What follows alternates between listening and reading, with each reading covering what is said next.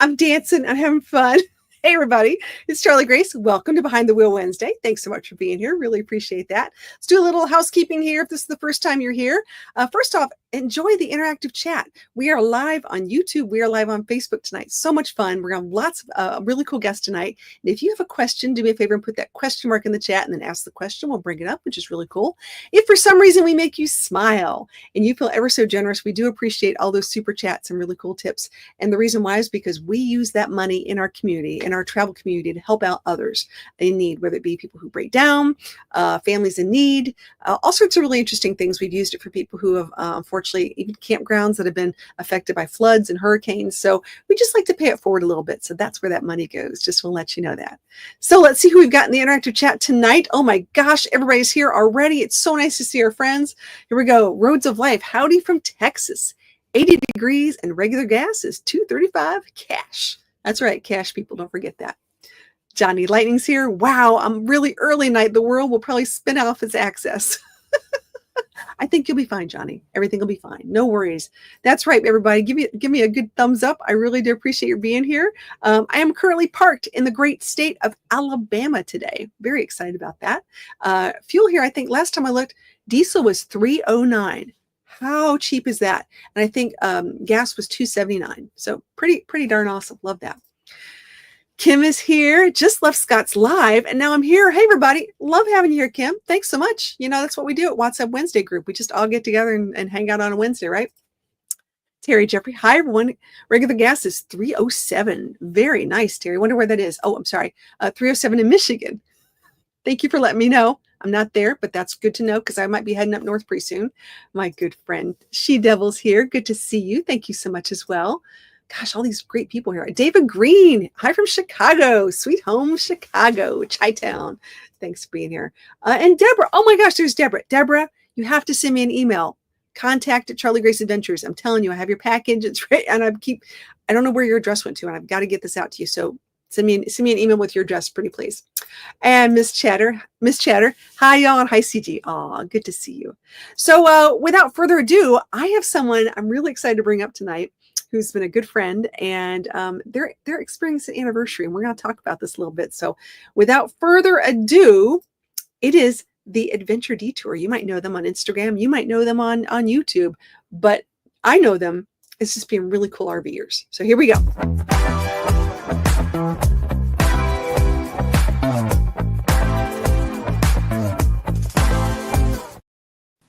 Yay!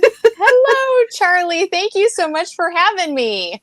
Oh my gosh, I'm so excited. So if you guys don't know, if you go follow the Adventure Detour, you should, because they are a wealth of information, some really good tips, and I've learned some tips from them over the years too, which I really love. And a lot of craziness too. A lot of craziness, and that's what makes it fun. That's what makes it fun and entertaining, because people watch that. They look for that stuff. Let's talk about this for a second. Did I hear 10 years? Yes. Are we crazy people or what? This is our 10th anniversary as a full-time RV family, which is crazy. It was not supposed to be 10 years. It was supposed to be 2. So, but here we are. So what made you start 10 years ago? This is fun. Yeah, this is really crazy because, you know, today full-time RVing is like, a lot of people do it. Not 10 years ago, 2014, young people, working people, families, young singles, some young single van lifers were doing it. But as far as like families, the working age families and kids on the road, it wasn't a thing yet. And I had a friend say, hey, we've decided to sell our house and I think we're going to go on the road. And I'm like, what do you mean you're going to go on the road? You've got 2 little kids. Your husband has a regular job. She was a photographer. And they hit the road and they did it. And I'm like, are you guys okay? Have you lost your mind? And she's like, no, I just want to do something different. And then before I knew it, I was looking any place I could for information. And back then, we didn't have all this Instagram. We didn't have hardly anything. Basically, there was a few Facebook groups. Full-Time Families was the one that I found. And I was just researching like a crazy person, like how do working age people afford to do this? You know, how do they make it work? All the questions everyone has. And I had a notebook and I was writing like a madwoman because we had never camped before. We had in anything. a tent, an RV, none of it. We'd never even been in a campground. So I'm like, how does one go from the suburban everyday life to live in an RV? And the next thing I knew, put the sale sign in the yard and we drove away. Wow. I mean, that's a big deal to not even go camping and then just say, oh yeah, we're going to try this. What the heck? Let's just do it. That's one of those. Oh my gosh. Yeah, that's one of those knowings that you have, have a few of those in your life where you just know to your soul that if I don't do this right now, I'm going to regret it forever. Those feelings. And I absolutely hate that. I hate the what ifs. And I knew that was going to be like the biggest what if probably of my life. And I'm like, no, we're just out of here. We're going to do it. You can always go back, right, to normal life. And that's something to talk about for a second, because there are a lot of people who do this for a few years. They go part-time, they go full-time for a little while, and then they decide they want to go back, to part-time or whatever that might look like. There's nothing wrong with that. No, not at all. There's no shame. There's no, I failed, I could be full-time. There's nothing like that. It's just everyone has their own flavor, their own way of doing this. Yeah, you do it while it works. And if it doesn't work for you anymore, you can always go back to what you know. See, that's the part This is the part that's like driving off into the great unknown, selling your house, your cars, every single thing in it, down to the curtains and rugs. Like, you leave with nothing. That's the part that's the unknown, scary part, right? You can always go back to where you were before. Absolutely. I love this. Well, congratulations. Yay on the 10 years. Pretty much. 10 years. So your daughter was 5 and she's 15 now? Yeah, we were starting kindergarten when we left, and now we have a high schooler. So it's been quite the road schooling, if you will, adventure. But yeah, we've seen it all by now, gone through all the stages, and it's great. It just keeps getting better. That's really cool. That's a great story, because people will talk about, sometimes they start with kids, when they're super young and they stop when they're like 10, or, maybe they start when they're teenagers. I started when I had teenage kids. So my thing was, I can't get them out of their bedroom. So I'll just bring the bedroom with me. So that was sort of my idea with the RV. Like, I'll just bring the bedroom with me and then we can all go together, it actually worked out okay. It just probably wasn't the experience I thought it was going to be, because I'm more the outdoorsy type. I know it doesn't look like it. And my kids are so not outdoorsy, the antithesis of outdoorsy. And actually one of mine, this is sort of funny. When they were in high school, they decided to be a camp counselor at like a day camp. And I was like, so excited. I was like, oh, this could be it. This could be the, aha moment for, and I kid you not, this kid still loves to go camping. I'm like, yes. That's awesome. That's so good. I get one. Yeah.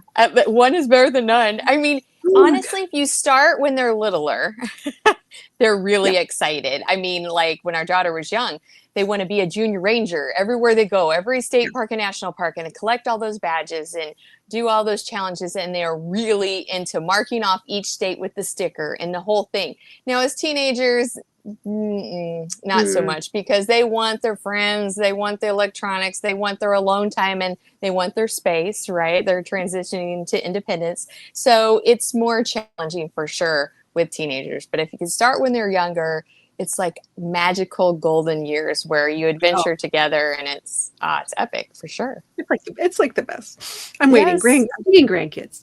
I'll wait. But I can wait. This will be good. Okay, so you and I've been doing this a while. And this is fun because I was thinking back to this. I am selling my little adventure van tomorrow, and to a lady who's never done this, and she's 73, and I'm so excited for her. I mean, I can't wait to talk to Miss Glinda.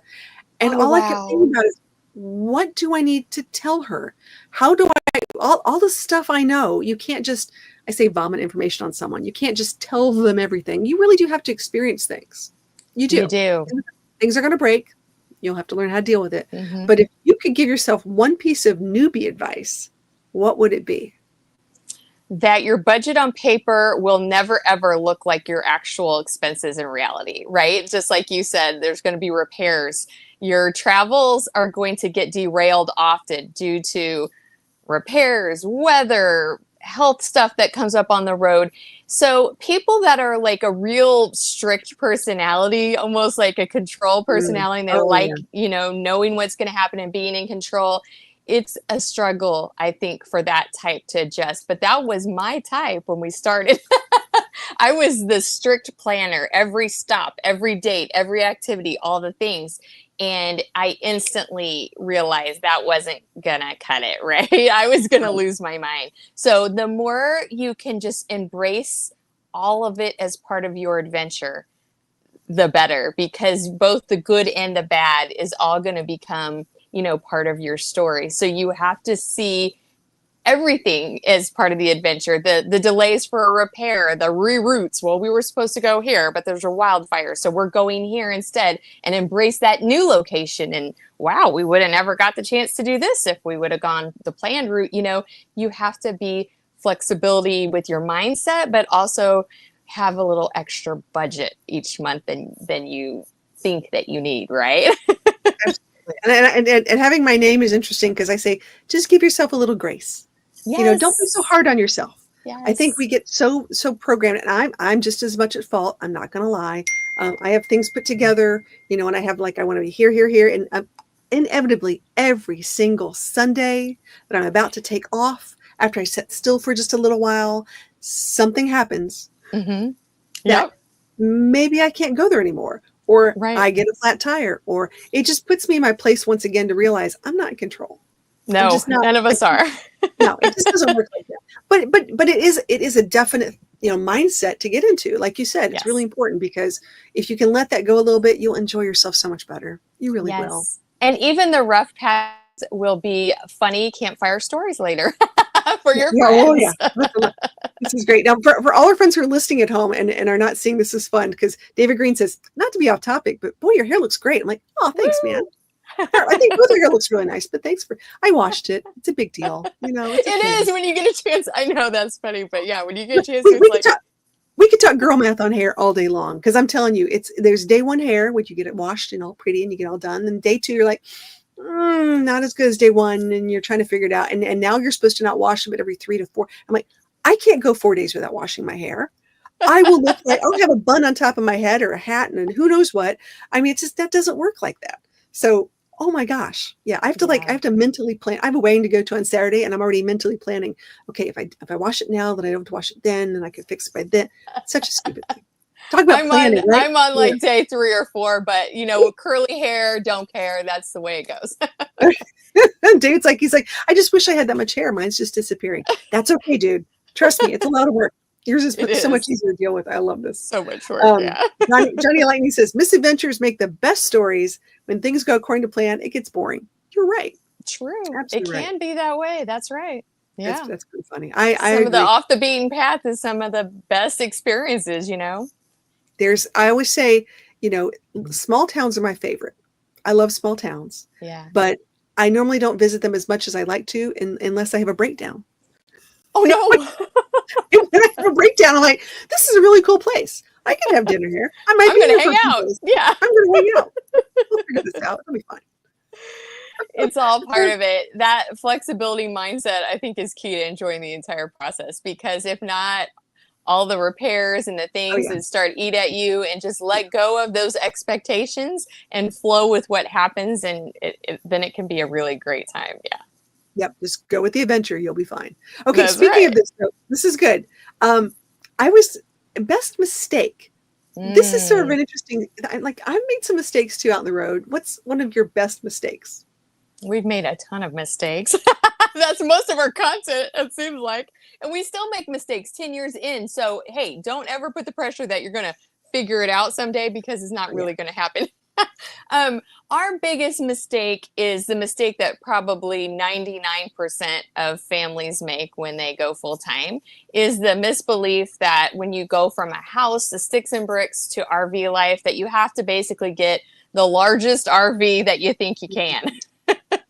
Because you're like, well, where am I going to put all my stuff? You have a 3,000 square foot house, and we're going to a 300 or 400 square foot camper, which is a big one, right? You're thinking you need all of that space, and the kids need all the same toys they had in the house and all that. And so you pigeonhole yourself a little bit into an RV that's comfortable for daily life, but a real bear for traveling. Right? It limits where you can stay a lot of times. So our family's huge goal for full-time travel was to visit every state and all of the major national parks. And we had never even been to a single national park before we started this RV adventure, because we're from Missouri, where now you've got the Arch, but I don't really think that's a national park. That's a whole nother story. It doesn't count, in my opinion. It's a big sculpture. Let it go with that. Okay. Right. Man-made. But yeah, so that's beside the point. But, our goal was that. And then we get the huge dually truck and the huge 40-foot fifth wheel, and we quickly discovered we can't stay in any national park. I've stayed in one in Acadia in all of our years. So we pigeonholed ourselves into a size that limited part of our goal for traveling. And so I would say, if this is what you're looking into, first of all, figure out what is your goal. Where do you like to stay, and where do you want to stay? And then backtrack into the living space that you need that's also going to meet your travel requirements, which is hard, by the way. There's no perfect. Most people don't know this, and I'll be the first person to say I didn't know it either. That if you want to do national parks, there is a size you have to be to really truly fit in some of those campgrounds. Now, you can go around the national parks. You can do private. You can do a lot of other things. But even that's still a little hard sometimes. So, what is it? Is it 30 and under? I think. Well, under 35 would be ideal. You have more access under 30, but 35 is what I would say is the max if you want to stay in national parks. But also your towable, right? Like, so if you're using a toady or you're doing a huge truck to tow a towable RV, right? That's another problem. So when we went with the big honkin' fifth wheel to have all that amazing living space, we needed the big truck to pull it, the huge dually. And that thing is our only vehicle, which is a nightmare when you're trying to just drive through a national park sometimes, or in the mountains, or finding parking for. So going big is not always better. It's fun because I love the dichotomy. This is fun because she's got the family. I'm the solo with the dog. She got the big rig. I got the small rig. But we learn, but we still have similar issues sometimes on a lot of stuff, which I think is really great. And we've met, we've met in person now. We've seen each other at Tampa and different events and things like that, which is fun to see what everyone's doing. So moving on from the best mistake. Oh, here we go. Do you know what would be the height limit? That's a good question. I don't know. It's not so much always on height. Like, sometimes the national parks will have some low bridges, but it's going to vary with that. So I don't know that there's a specific height necessarily. It's just really, you're limited by length in the campgrounds, especially. Yeah. They're old campgrounds. They didn't have these big rigs back then, right? So the problem with fifth wheels is fifth wheels are the tallest of all the RVs. A lot of people think motorhomes are tall, but usually fifth wheels are the tallest. So like ours is 13.6, and like even the tunnels in Virginia are 13.6. So it's like, you're going to try that? You're going to hit a bump? No. Nope. No. This is, and Roads of Life has a good question. It says, I beg to differ, Charlie Grace. Your Spreco is still big. I am 11 feet 6 inches tall, about to be 11 feet 9 inches tall because I'm getting a suspension upgrade. But yeah, I'm very aware of this. My other van was 9 feet 6 inches tall, which to me was the most impactful moment of my life, meaning I couldn't go through a drive-through window. Oh, that's what I knew. Oh, the horror. Chick-fil-A, how can I ever do this? We have funny stories about where we haven't been able to fit the dually truck through most of the drive-thrus. So Scott's parked before and walked through a drive-thru where there's been only, the inside's closed and it's drive-thru only. He's walked through the drive-thru and ordered. I've done that a couple times. Always interesting, especially like at night. Oh yeah, they look at you like, "What are you doing?" Knock on the window. Can I get a bag of 10 cheeseburgers, please? Like, what? I love this. So much fun. See, those are more hurdles that turn into amazing stories. Once again, best mistake. A little scary though. Gotta be careful on that one. Okay, so mistakes. Let's go into favorite campground of the 10 years you've been doing this. What's your favorite campground so far? I don't know if I have a single one, but we're really into state park campgrounds, which is funny because we avoided state parks our whole probably first 6 years of full-time RVing because we thought we couldn't fit. Yeah. And then I got into heavy duty researching of state parks in Florida, and I found quite a few that we could make work. So then we started staying in the state parks, which are a lot cheaper than private campgrounds, by the way. Well, they're significantly cheaper. There's have you been to Colt Creek State Park in Florida? I love it. Yes, we stay there a lot. Love it. Like my favorite. Yeah, so probably my favorite is Silver Spring State Park in Florida, and it is in Ocala, and it's on a beautiful spring where you can paddle. They have a glass bottom boat ride. There's tons of wildlife and manatees and fish and turtles, and so we can camp right there, and then we can have river access and paddle every day, and that's probably my favorite for scenic and beautiful. Now, you're talking about like glamping and high-end fun places. I love Camp Margaritaville, right? Margaritaville. Everybody loves Margaritaville because you've got live music and you've got pools and water slides and bars, and it's like a whole glamping experience. But we can't afford to do that very often. It's more of a treat. For people who want to spend more than $100 a day in general, like it's not a cheap option. No. But I mean, it's if you want a glamping moment, I think it's completely worth it. I think everyone should try it out. I like it. It's one of my faves for when I go glamping kind of thing. Yes. But we could talk Florida State campgrounds. I'm telling you, I have tried this year. Let's see, because I was down for 3 months. I did. Okay. Is it Kissimmee or Kissimmee? Kissimmee, I think that's what I say, but I don't know. Kissimmee Prairie. Yes. I did the Dark Sky Park, which was pretty cool. That was really neat. That's cool. 5 miles of dirt road to get there. That was fun. I did kind of crazy. A little crazy. Colt Creek's great. Yeah. Colt Creek, I was shocked. I was like, oh my God, all my friends with big rigs could definitely come here. Yeah. It's a really secret. Nice. We should have probably kept it. Really nice. But there's not that many sites. It's a very small. It's like 34. Yeah. I think they're going to open up the equestrian section. They'll have more. I'm fine with parking near a horse. Doesn't bother me. There you go.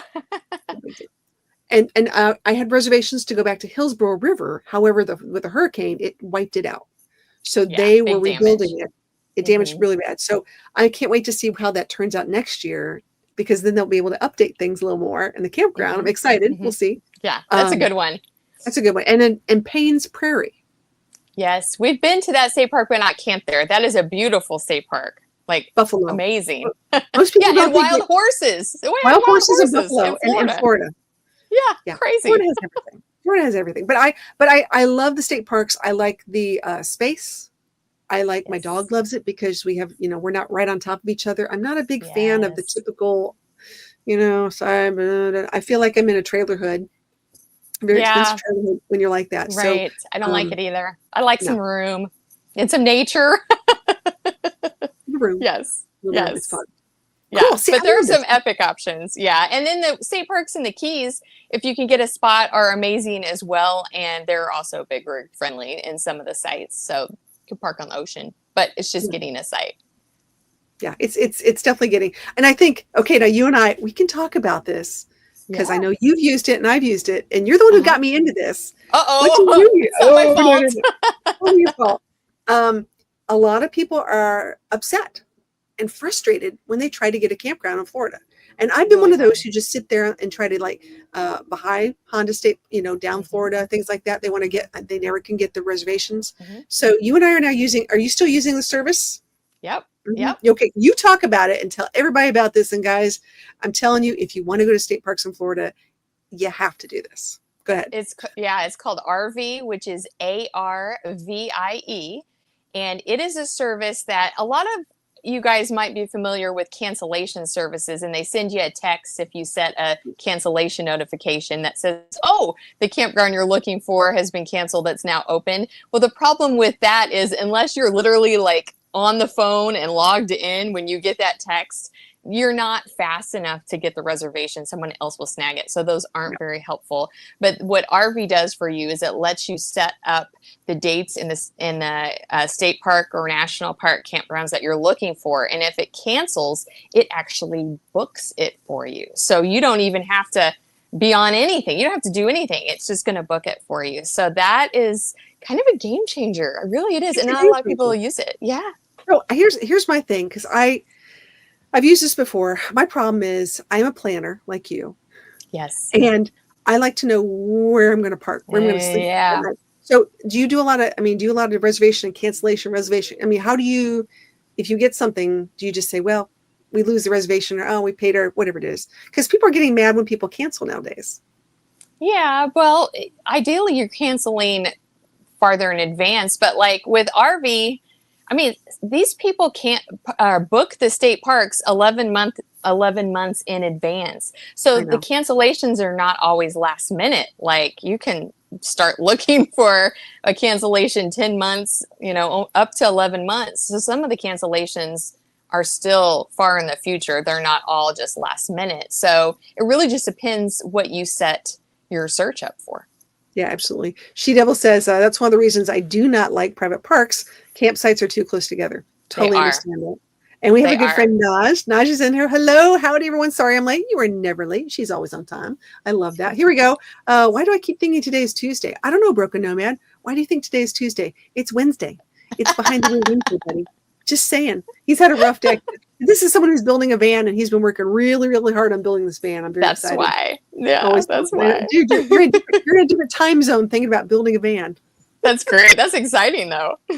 Very exciting. Oh my gosh. So, all right, really, let me go through this one more time. I think as a woman, we need to talk about, about RV trends, because you've had your RV for how long?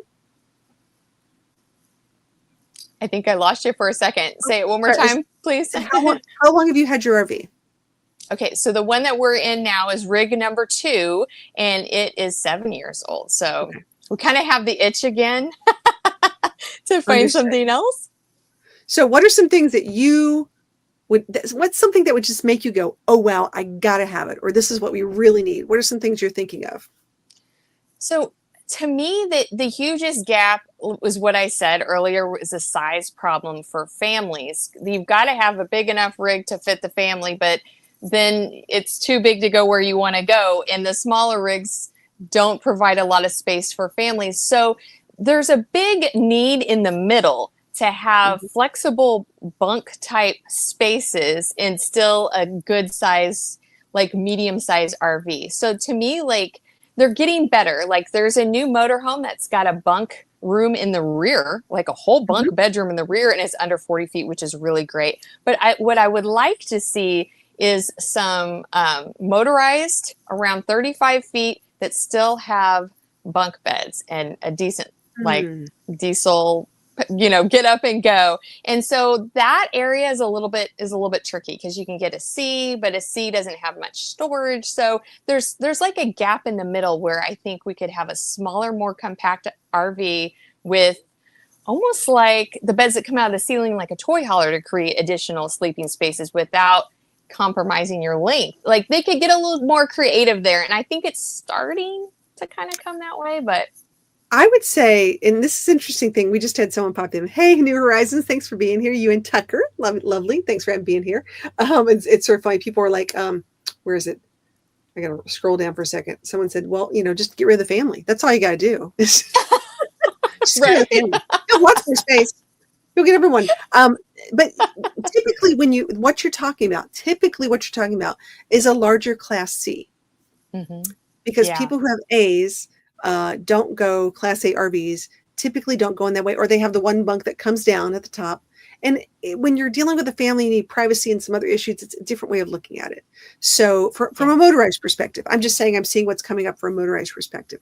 I'm really happy to see them come out with some new floor plans on the C. I know Winnebago came out with a new one, the National Park Big C, like a 30-some foot. It's huge, but it's nice. It would work for 3 or 4 people tops. Yeah. But does it have that, when we had a 30-foot C, my teenager was up in that top bunk, and like that was their cave. That was their happy spot. Yeah, that's exactly where they'd like to be. And I couldn't convince them, to go outside. Like we could put a clam out. I mean, you have to look at it differently. Like, you could have your own personal clam, which could be your own room outside. But when you're traveling and trying to make it different, it's hard. It's really, really hard. I'm seeing interior wise, ready for this? Remember when everything was dark wood, like dark wood, and then it went so much. And then it went like yellow wood, and then it went even worse. White. Yeah, I know. And then it went white, like white, like everything whitewashed, and then it went black, which I think black is a bad idea, but like super black, very, very masculine, whatever. Yeah.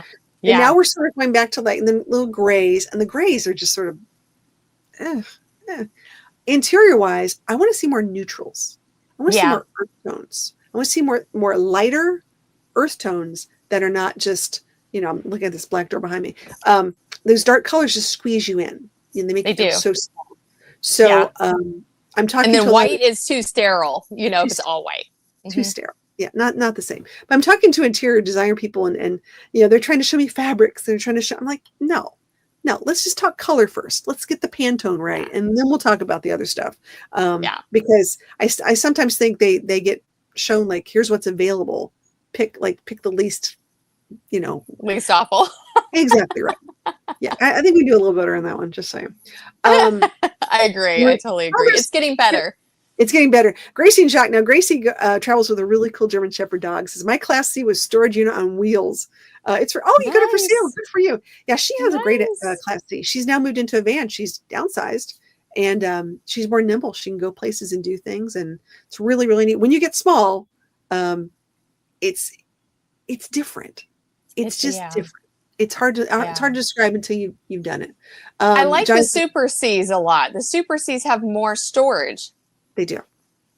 Big stuff. Johnny says, whatever happened to the real wood, or at least wood color? I know. When it comes to interiors, I know. And Broken Nomad said, white just shows off the dirt and dust and dead bodies. Yes. Don't need to know any more than that, buddy. Don't need to know any more than that. I love it. New Horizon says, I'm in the process of painting the cabinets and our toy hauler. Oh, nice. And you like the beach colors. Ooh, that'd be fun. Yeah, I do too. I love it too. Something. Yeah, I love this. Yeah. And Grace is like, so true. I love my van. See, I know. Once you go small, it's hard to like. It's right. I'm having my own issues with. I love my Winnebago Echo. I'm telling you right now.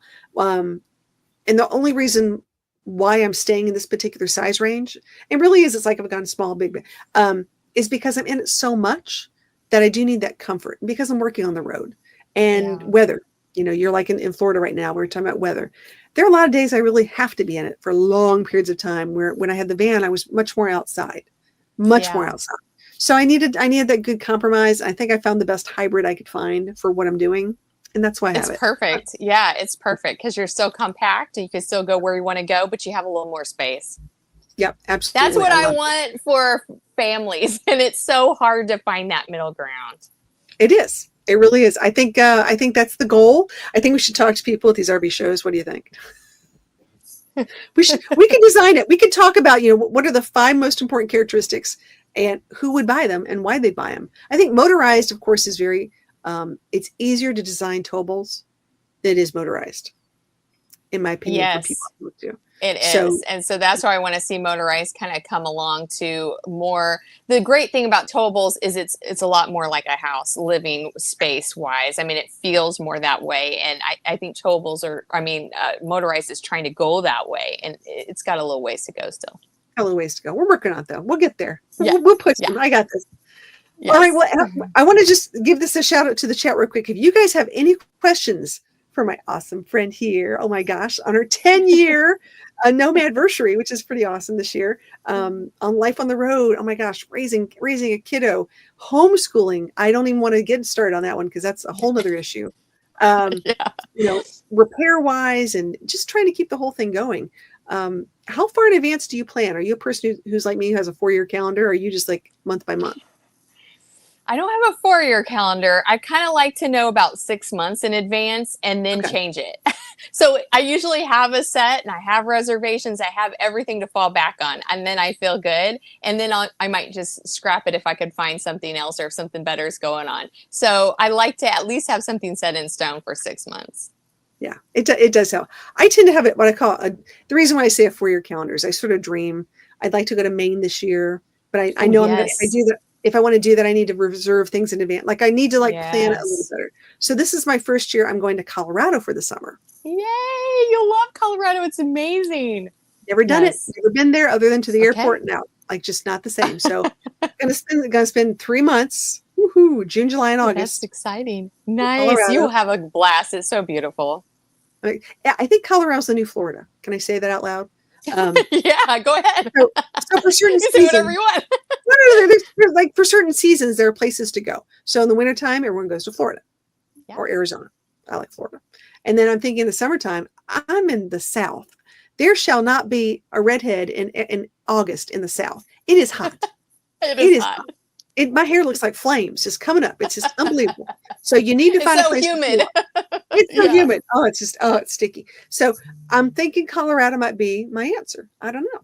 So we're gonna try it out. I think you'll love Colorado. If I had my perfect way, Florida's my favorite in the winter, and Maine is my favorite in the summer. You will love Maine. Maine Really? is our absolute favorite. We've spent 2 summers in Maine, and it's just epic. It's such a beautiful place. Okay, so when you say Maine, are we talking where? It's a big place. Where do you go? We did the whole coast of Maine a couple times, from all the way up to the Canadian border. But my favorites, like the Acadia National Park and Bar Harbor and all that, is the scenery is gorgeous. You have the mountains meets the ocean and the crashing waves, and it's just a whole vibe there with all the lobstermen, and it's really special.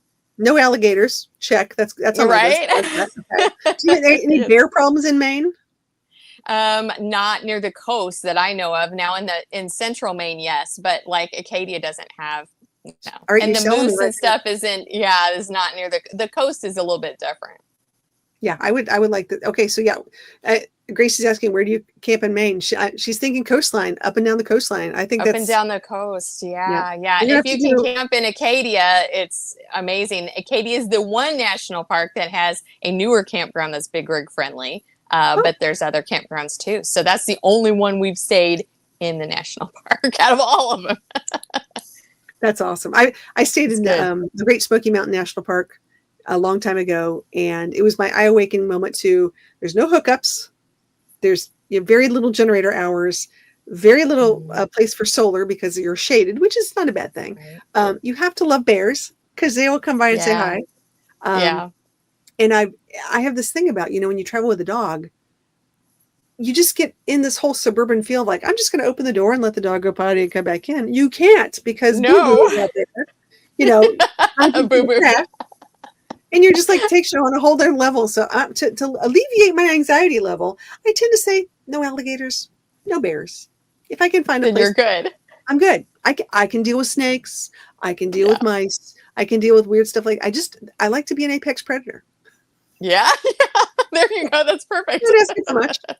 Well, then you will like Maine. There's a million mosquitoes now. It's not going to be like Colorado, but it's beautiful. It's beautiful. Northern Michigan. Have you been to Upper Peninsula, Michigan yet? Yes, it's beautiful. Talk about mosquitoes, though. Yeah. Right. I remember the first time I went up there, it was June, I think. And I couldn't figure out, people had on the no-see-ums. They had on their hats with their bug nets down. And I was like, what the heck? And I went out, like, it was bad. You found out why. I found out real quick. I was like, okay, now I get it. All right. Good to know. So pretty, though. Oh, I love it up there. It's so beautiful. And Oregon and Washington. Don't get me started. And see, we could talk like this. We're just reminiscing. We'll have to share pictures next time. Yes. I want to say thank you so much for being my guest today. It is thank you for having me. I love this. This is good to catch up. It's good to have fun. And everyone in the chat gets to ask questions too. Do me a favor, keep in touch. We're going to talk about some stuff down the road. I'm sure I'll see you at a few events here and there. But if you guys should follow them on Instagram. I'm telling you right now, you're going to learn a lot. They are fantastic. They have a YouTube channel too, but find them on Instagram. I'll drop their link in the chat. And check out RVie. I'll put a link in that for you guys too, so you guys can try and, if you try to get these state parks or whatever, because that's really the way it works, sadly, in a lot of places. Yeah. But final words. Anything final we should know? That's a great question. I know. I went blank as soon as you said that. No, I don't know. Okay, we'll go with that. She's like, I haven't had too much to talk about. I'm done for the day. Okay. Hang out in the basement. This has been a crazy day. I know, it's been one of those days. Hang out down the basement. I'll bring you up in a second, but stay down there and I'll be right with you. There's milk and cookies. Thank you. Okay. Thanks, everybody. Oh my gosh. She's amazing. Can I just say how much I love having friends come on and talk about their experiences? And 10 years, that's a long time. I know you guys in the chat asked me, how many years have you been doing it? Since 2017. It's hard to imagine. So I'm in 8 years, all right? Eight years. That's wild in and of itself too. But I'm more of an any timer. I think I started part timer here and there and just crept up into more of an any timer. I don't think I'm ever gonna be a full timer. And the reason why is because I have so much family and I like having a piece of property to come back and, just sort of grounding and that kind of thing, which is fine. So nothing wrong with that. I think it's a fantastic way of doing it. So until next week, guys, do me a favor. Just remember every day's an adventure and you guys can enjoy your adventure, which I love. So thanks so much for being here. We'll see you next week on Behind the Wheel Wednesday. And until then, just do me a favor and check out some of my new videos because there's some good stuff coming up and you don't want to miss it. All right, bye.